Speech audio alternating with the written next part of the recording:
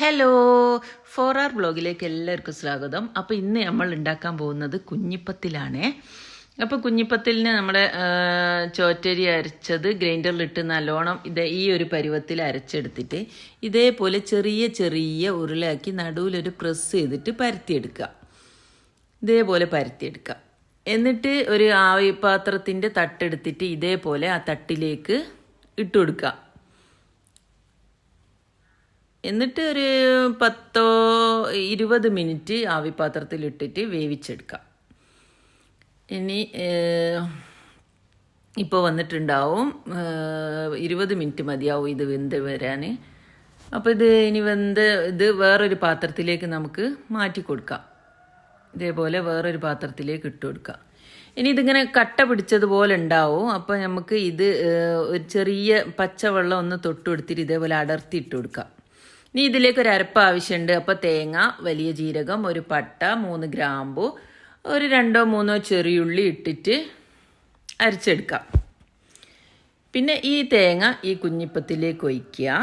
പിന്നെ നമ്മുടെ മെയിൻ താരമായ ബീഫ് ഇതേപോലെ കുറുങ്ങനെ അധികം വെള്ളമില്ലാതെ വേവിച്ച ബീഫ് ഈ കുഞ്ഞിപ്പത്തിലേക്ക് ഒഴിച്ചു കൊടുക്കുക.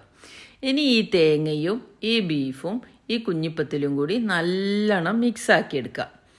ഈ 3 ഐറ്റവും കൂടി നല്ലോണം മിക്സാക്കി എടുത്തതിന് ശേഷം കുറച്ച് ഗരം മസാല ഇട്ട് കൊടുക്കുക.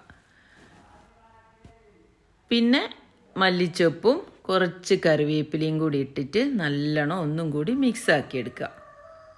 ഇതേപോലെ മിക്സാക്കി എടുക്കുക.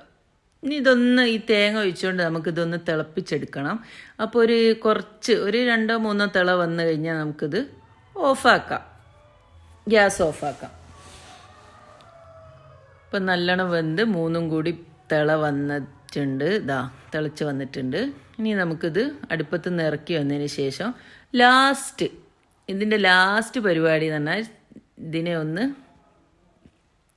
ചെറിയുള്ളിയിൽ വറവിട്ടെടുക്കാം. എണ്ണയിൽ ചെറുതാക്കി അരിഞ്ഞ ചെറിയുള്ളി ഒന്നൊരു ബ്രൗൺ കളറാകുന്നത് വരെ സാധാ വറവിടുന്നത് പോലെ കറിവേപ്പില ഇട്ടിട്ട് ഈ വറവ് ഈ കുഞ്ഞിപ്പത്തിലേക്ക് ഒഴിച്ചു കൊടുക്കാം. അപ്പോൾ ഇത് മുഴുവൻ നമ്മുടെ പരിപാടി കഴിഞ്ഞ് ഇതിൻ്റെ ഉമ്മാൻ്റെ റെസിപ്പി ആട്ടോ. നോമ്പിനൊക്കെ എൻ്റെ ഉമ്മ എപ്പോഴും കുട്ടിക്കാലത്തും ഒക്കെ ഉണ്ടാക്കുന്ന അതേപോലെ ഞാൻ ഇങ്ങോട്ട് ചാനലിലേക്ക് ഇട്ടുന്നേ ഉള്ളൂ. ഇത് നല്ല നല്ല ടേസ്റ്റ് ആട്ടോ, കഴിക്കാനായിട്ട് നല്ല രുചിയാണ്. അപ്പോൾ എല്ലാവരും ഉണ്ടാക്കുക.